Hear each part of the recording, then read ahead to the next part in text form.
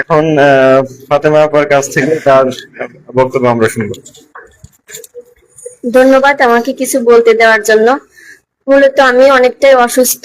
আমি আজকে প্রথম আসছি। আমার নাম ফাতেমা খাতুন। আমি সরকারি হোসেন শহীদ সোহরাওয়ার্দী কলেজ থেকে মাস্টার্স কমপ্লিট করেছি। আমি চাকরির পরীক্ষায় কিভাবে পাশ করা যায় এটা আমি আমার বাস্তব অভিজ্ঞতার আলোকে বলতে চাচ্ছি। আমি বিগত প্রাইমারি পরীক্ষায় ভাইভা দিয়েছিলাম। এর আলোকেই বলছি কিভাবে পড়াশোনা করলে পরীক্ষায় পাশ করা যায় আর কি।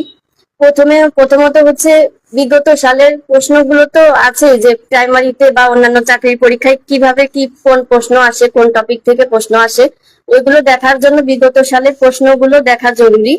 দেন হচ্ছে টপিক ধরে, সিলেবাস ধরে বাংলা, অঙ্ক, ইংলিশ, সাধারণ জ্ঞান সবকিছুতেই টপিক ধরে ধরে মানে বেসিক ক্লিয়ার করা উচিত। বেশি বেশি ইংলিশ, ম্যাথ প্র্যাকটিস করতে হবে।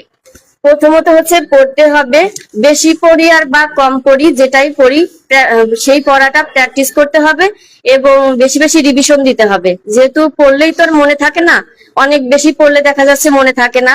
এই জন্য কম পড়লেও বেশি বেশি প্র্যাকটিস করা বা রিভাইজ করা এটা বেটার আমি মনে করি আর কি। আর ম্যাথ অনেক বেশি বেশি প্র্যাকটিস করলে মনে থাকে। অন্যান্য পরীক্ষাতে যেমন রিটেন আসে ওর জন্য মানে রিটেনের জন্য আর কি ওই রিটেন ম্যাথ গুলো বেশি বেশি করা, প্র্যাকটিস করা। ইংলিশও তাই সেম। বাংলা, সাধারণ জ্ঞান বেশি বেশি পড়া, কারেন্ট অ্যাফেয়ার্স পড়া, রিসেন্ট যেসব প্রশ্ন পড়ে ওইগুলো পড়া উচিত। মেইনলি হচ্ছে বেশি যাই পড়া হোক পড়া, রিভিশন এন্ড প্র্যাকটিস।